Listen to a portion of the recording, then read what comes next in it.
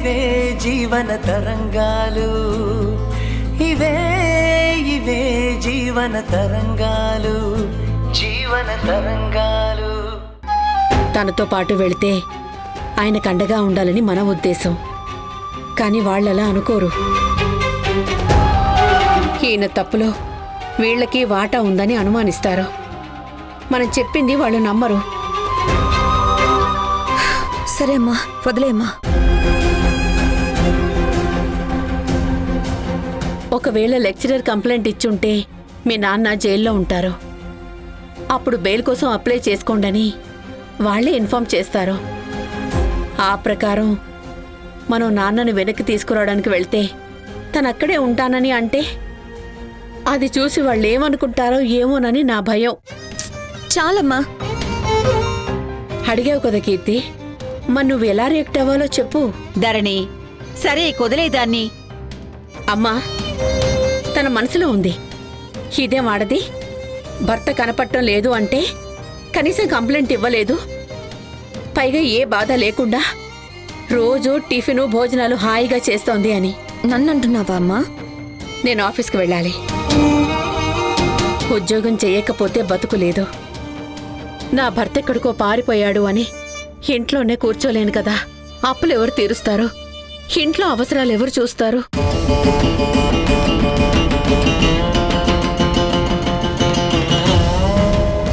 కీర్తి, వెతికేందుకు ఇంకొక మార్గం ఉంది.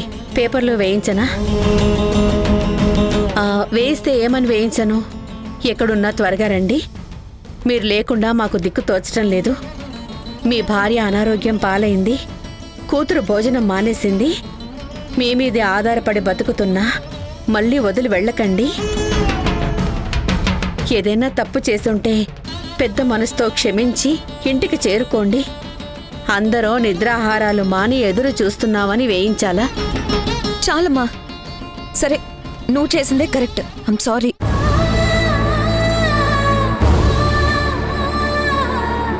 ఆయన నాకు నాన్న. నిజంగా ఆయన తప్పు చేసి వెళ్ళిపోతే నాకంత బాధ అనిపించేది కాదు.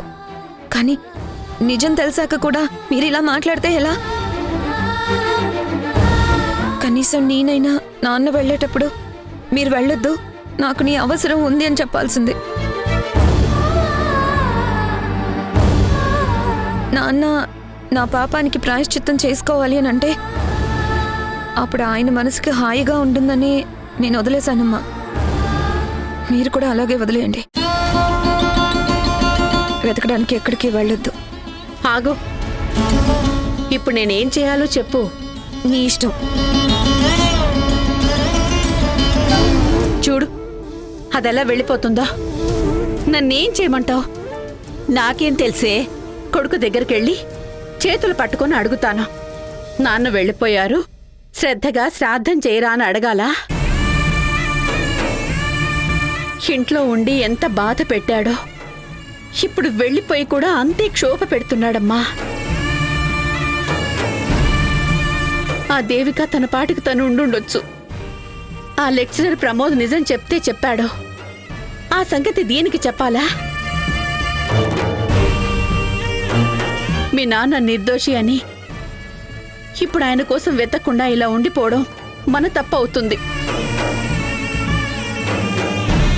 నాకు మనశ్శాంతి లేకుండా చేయడం కోసమే ఆయన నాకు మొగుడైనట్టున్నాడు.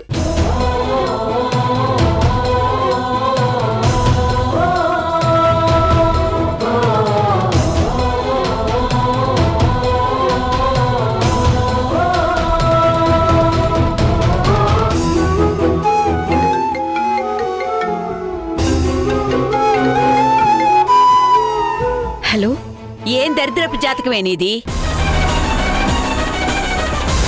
చదువుకుంటానని హాస్టల్కి వెళ్ళావు, అలాగే వెళ్ళిపోవలసింది. మళ్ళీ మొగుడిని వదిలేసొచ్చి ఇదే ఊళ్ళో కూర్చున్నావు. ఆ లెక్చరర్ ఇంటి మీద రైడ్ చేశావు.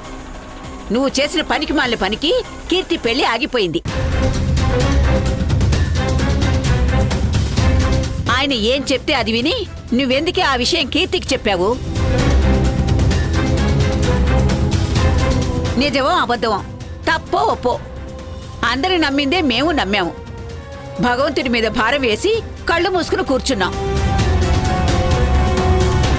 అలాంటి టైంలో నువ్వెందుకే ఆ విషయాన్ని పైకి తీసి నిజానిజాలని తవ్వి తీసి అందరి మనసులపై గుణపాలతో గాయం చేశావు. ఎవరికీ నిద్ర లేకుండా చేశావు పాపిష్టిదానా. ఛీ!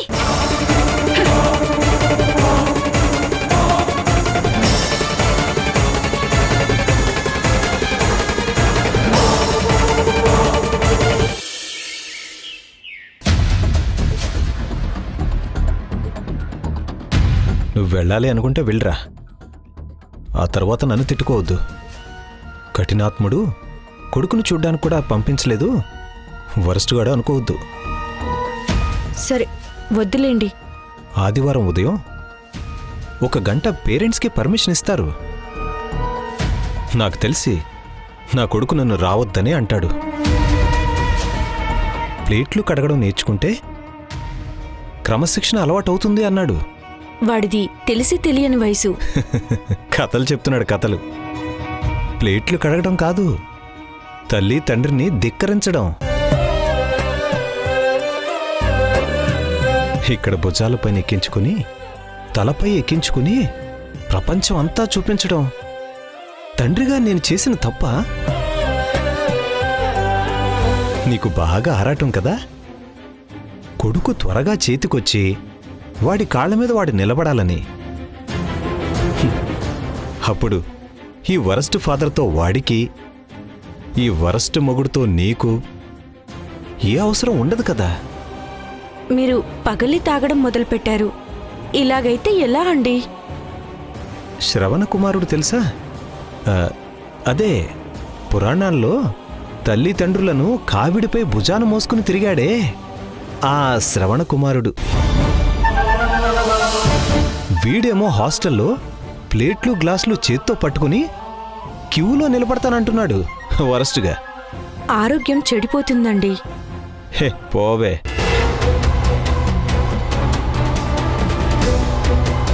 నీ కొడుకును చూడాలన్న ఆశ, నీ తల్లి మనసు, నీ కొడుకు దగ్గరికి నువ్వు వెళ్తుంటే అడ్డుపడ్డ చెడ్డ పేరు నాకెందుకు? వెళ్ళే. ఇక్కడ నా అవసరం ఎక్కువగా ఉందండి. అంటే నువ్వు లేకపోతే, నువ్వు వండకపోతే నేనెలా తింటాననే కదా. చేసేదే వరస్ట్ వంట. కడుపు కాలినప్పుడు తింటే అదే రుచిగా ఉంటుంది. అది కాదండి. నన్ను చెప్పనివ్వండి. అక్కడ నీ కొడుకు కొడుకుంటాడు. భవిష్యత్తులో నీ కొడుకు నీ కోసం ఇల్లు తీసుకుంటే నన్ను వదిలి వెళ్ళడానికి ఇప్పటినుంచే ప్రిపేర్ చేయించాలి కదా. వెళ్ళమ్మా, వెళ్ళు వెళ్ళు. హాస్టల్కి వెళ్ళి వాణ్ణి కేజీఎఫ్ మదర్ లాగా మోటివేట్ చేయాలి కదా. నువ్వు వెళ్ళు. నేను లేనని చెప్పు. బయటికి వెళ్ళారు, ఇప్పుడు రారని చెప్పు. భయపడుతున్నారా? భయమా? ఏం లేదు. అయినా నాకెందుకు భయం? ఆ విండో ఓపెన్ చేసి చూడు. ఆ విండోలు ఉండేదెందుకు? ఎమర్జెన్సీ టైంలో వాడుకోవడానికి. విండో ఓపెన్ చేసి చూశాక ఆ తర్వాత డోర్ ఓపెన్ చేయి. కావాల్సిన వాళ్ళైతే డోర్ ఓపెన్ చేయి. కొత్త వాళ్ళైతే వాళ్ళే చూసి వెళ్ళిపోతారు. నువ్వు వెళ్ళవే. నేను లోపల లేనని చెప్పు. వెళ్ళి చూడు.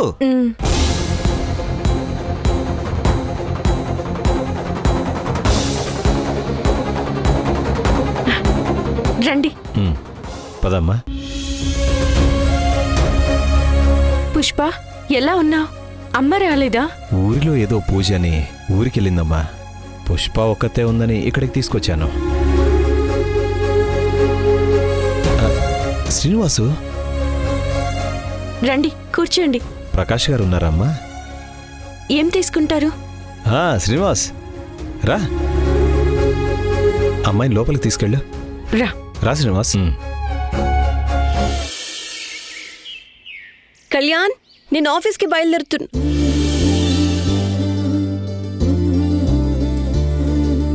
రిగమరిగ సనారున్నుం తదిగమరిగ సంతనారుం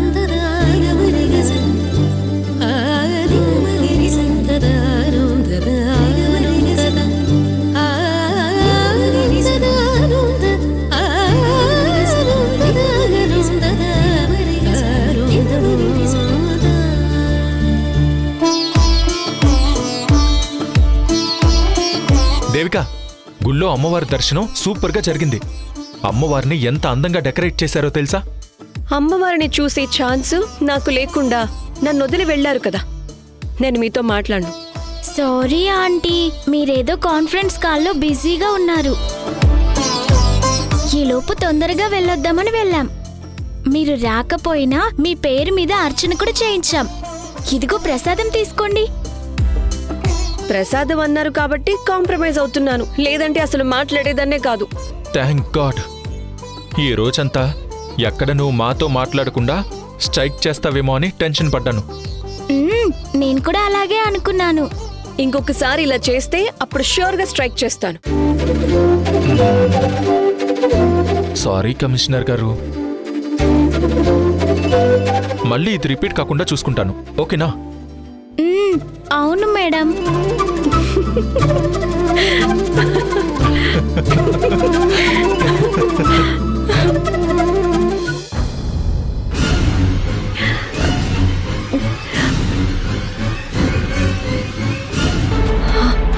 దేవిక, దేవిక, దేవిక, ఏమైంది? Uncle, aunty.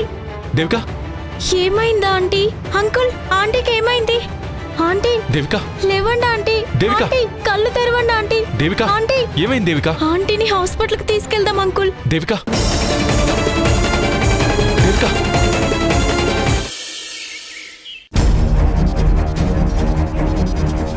టీ తాగుతావా?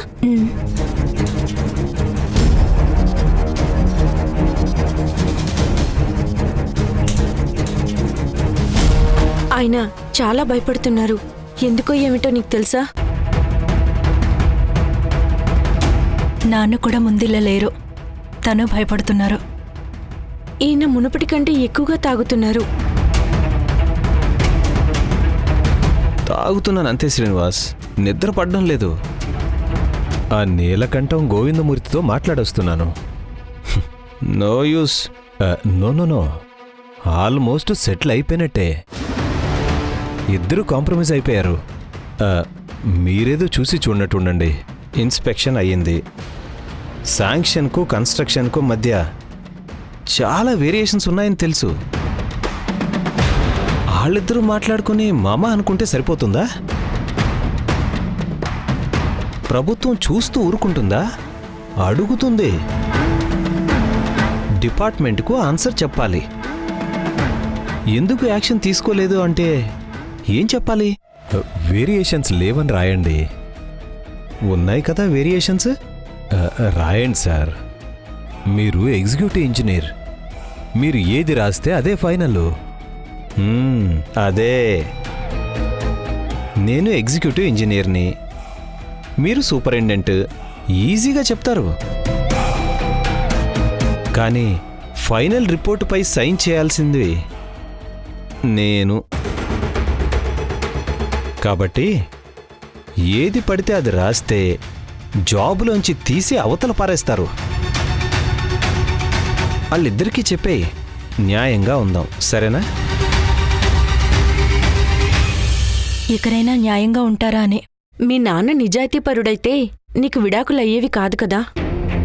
నా భర్త దృష్టిలో నేను ఆయనకి భార్యగా ఉండే యోగ్యత లేదట. ఎలా అయితే విడాకులైతే ఇచ్చేవాడు. అందరి భర్తలకి ఏదో ఒక సమయంలో ఇలా అనిపిస్తుంది కదా. భర్తలకెందుకు, భార్యలకు అనిపిస్తుంది యోగ్యుడు కాదని. భార్యలు సర్దుకుని పోతారు, విడాకులవ్వవు. అంతేకాదు, సమాజానికి భయపడి. విడాకులకి కారణం మా నాన్న అవినీతిపరుడని.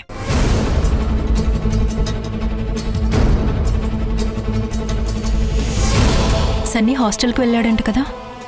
ఇక్కడున్న అతి క్రమశిక్షణ వల్ల చేతికి రాకుండా పోతాడేమోనని హాస్టల్కి పంపాం. అంకుల్కేమో కోపం ఎక్కువ, ప్రతిదానికి చికాకు పడుతుంటారు, భయపెడతారు. అందుకనే దూరంగా పంపించారా? ఆ భయం పోయింది. నా ప్రేమ వాడికి ప్రాణం పోసింది. వాడి ఫ్రీడమ్ కోసం బయటికి వెళ్లేందుకు కారణం వెతుకున్నాడేమో తెలీదు కానీ నాన్నని అవినీతిపరుడని అన్నాడు. అవును, అవినీతిపరుణ్ణే. అదే పేరుగా ముద్రపడింది. అది చెరిగిపోదు. అలా అని అదే బ్రాండ్గా మెడలో వేసుకుని తిరగం కదా. ఆల్రెడీ నేను ఇన్స్పెక్షన్ చేసింది ప్రపంచానికి తెలుసు. ఎంతో కొంత ఫైన్ కట్టి రెగ్యులరైజ్ చేసుకోమని చెప్పండి. రూల్స్ బ్రేక్ చేసి బిల్డింగులు కట్టారు. ఇప్పుడు ఫైన్ కడితే అది అఫీషియల్గా రికార్డ్ అవుతుంది కదా. తర్వాత ఇన్కమ్ ట్యాక్స్ డిపార్ట్మెంట్ నుంచి వస్తే ఇబ్బంది అవుతుంది. తప్పు చేసిన వాడు అనుభవించాలిగా. అలాంటి పరిస్థితి వస్తుందనే వాళ్ళు కాంప్రమైజ్ అయ్యారు. ఇన్స్పెక్షన్ చేయండి అని నా చుట్టూ తిరిగారు. నన్ను బెదిరించినందుకు ఇద్దరు ఇరుక్కున్నారు. ఇప్పుడు శాంక్షన్కు విరుద్ధంగా ఉందని కూల్చేయాలి. వాళ్ళకి నష్టం ఒప్పుకోరు. కర్మ అనుభవించక తప్పదు. తిరిగి మన మెడకే చుట్టుకుంటుంది. ఇలాంటివి అన్ని చోట్ల ఉంటాయి. కానీ కొన్నిసార్లు ఉక్కిరిబిక్కిరి చేసేస్తాయి. కొడుకు ముఖానే చెప్పేసి వెళ్ళిపోయాడు. ప్రపంచం చెప్పే వరకు మోసమని అనిపించలేదు. పిల్లలు ఎదిరించి అన్యాయమైన సొమ్ము మనకొద్దు అన్నప్పుడు వాళ్ళ మనసుకు తెలిసే ఉంటుంది కదా. ఈయన ఇంత సంపాదించినా వచ్చే జీతం 2 పూటలా తినడానికి తిండి, కట్టుకోవడానికి బట్టలకు సరిపోతుంది. ఇక ఉండడానికి పెద్ద ఇల్లుంది. ఇప్పుడు కొడుకు వెళ్ళిపోయాడు. ఒంటరి వాళ్ళమయ్యాం. నా పరిస్థితి అంతే. పాపం అమ్మ నన్ను చూసి తను వైరాగ్యంలో మునిగిపోయింది. ఇదే సహధర్మం అంటే. ఇంట్లో మగవాళ్ళు చేసే అధర్మమైన పనులకు సహధర్మచారిణిగా అధర్మ ఫలితం అనుభవించాల్సింది. ధర్మం అధర్మం కర్మ ఫలితం అంతా భగవంతుని వదిలేద్దాం. ఆ నీలకంఠాన్ని, గోవిందమూర్తిని, మిమ్మల్ని, నన్ను ఎప్పటికో ఆ భగవంతుడు చూసుకుంటాడులే. కానీ ఇప్పుడు గెలుక్కుంటే అందరికీ ప్రమాదమే. ఇప్పుడు ఇన్స్పెక్షన్ అయిపోయిందంటే గెలుక్కోవడం అయిపోయింది. నిప్పును ఎంతసేపని దోసెట్లో ఉంచుకుంటాం? కాల్చేస్తదే. ప్రభుత్వం ఎంత నిదానంగా ఉంటే అంత న్యాయంగా ఉందని అర్థం. 1-2 నెలలు నిదానంగా కూర్చొని నోటీసులు నెమ్మదిగా పంపిద్దాం.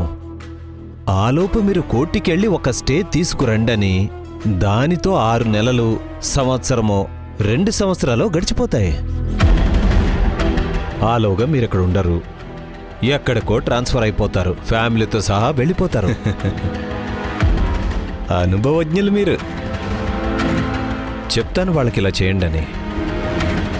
ఎక్స్ప్లెయిన్ చేయండి. అలాగే నాకు ఇబ్బంది రాకూడదు. ఇప్పుడు డబ్బు అవసరం ఏం లేదు, ఉన్నది చాలు. మీ కొడుకు హాస్టల్ చేరాడు. నా కూతురు విడాకులు తీసుకుని ఇంట్లో కూర్చుంది. డబ్బుతో ఏం చేస్తాం చెప్పండి? కేసు ముగించేద్దాం. డబ్బులొద్దు. అలా అని డబ్బులు తీసుకోకుండా కేసు క్లోజ్ చేస్తే వాళ్ళకి నమ్మకం ఉండదు. దొంగలం అనే నింద ఎలాగో ఉంది కదా. చిన్న ఎంక్వైరీ ఎలాగైనా జరుగుతుంది. డబ్బులు అందకుండా ఊరికే క్లోజ్ చేయలేం శ్రీనివాస్. నీలకంఠం గారు ఇవ్వడం కష్టం. ఆ రోజు ఖర్చుల కంటే ఇస్తాడా? దాని గురించి నేను మాట్లాడతాను. ఇది మా కోసం కాదు, ముందేమైనా ఇబ్బంది వస్తే ఖర్చులకి అని చెప్తాను. ఖర్చు కాలేదా వెనకిస్తే సరిపోతుంది, అంతే. అవకాశం ఉన్నప్పుడు సంపాదిస్తే అవసరమైనప్పుడు ఉపయోగపడతాయి. అవసరమంటే తినడానికి తిండి, వేసుకోవడానికి బట్టలు, అంతేనా? చేతులు కట్టుకొని కూర్చోకు, పై చేతులు చదువుకో, ఉద్యోగంలో చేరు.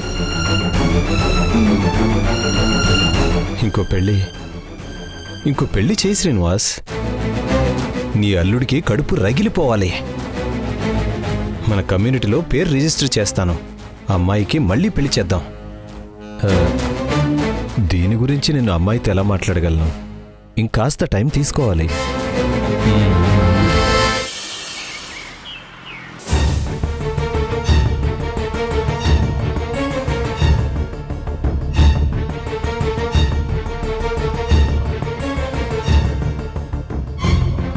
మీకు స్ట్రెస్ ఎక్కువ అవ్వడం వల్లే ఇలా జరిగింది. మేబీ డ్యూటీ వర్క్ వల్ల అయి ఉండొచ్చు. డాక్టర్ ఆఫీస్ నుంచి ఇంటికి వచ్చినా సరే ఆఫీస్ వర్క్ గురించే డిస్కస్ చేస్తూ ఉంటుంది. నా డ్యూటీ నేచరే అంత డాక్టర్. అఫ్ కోర్స్, కానీ డ్యూటీతో పాటు హెల్త్ కూడా ఇంపార్టెంటే కదా. మీకు స్ట్రెస్ ఎక్కువ అవ్వడం వల్ల హార్మోన్ ఇన్బ్యాలెన్స్ అయ్యి రేపు పుట్టబోయే పిల్లల విషయంలో కూడా ప్రాబ్లమ్స్ వచ్చే ఛాన్స్ క్రియేట్ అయ్యాయి.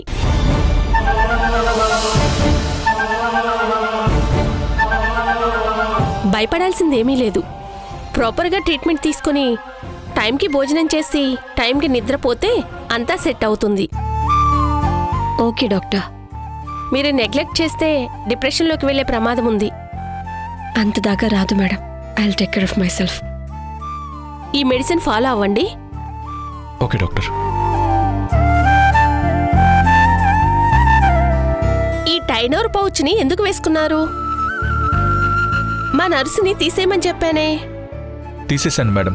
కాకపోతే దేవికని తీసుకొచ్చేటప్పుడు కొంచెం పెయిన్ అనిపించింది, వేసుకున్నాను అంతే. ఇంటికి వెళ్ళగానే తీసేస్తాను. రోజు నేను చెప్పే ఎక్సర్సైజెస్ చేస్తే చాలు, అంతా క్లియర్ అయిపోతుంది. చేస్తున్నాను మేడం. ఓకే దేవిక పద. Thank you doctor.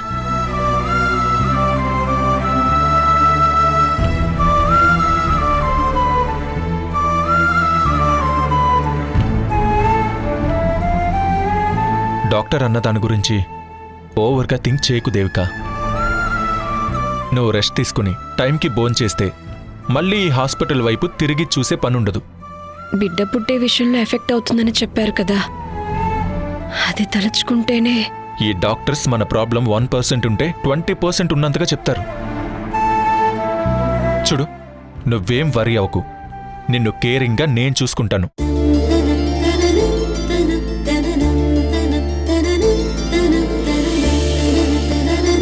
Mahesh job మానేశాడా?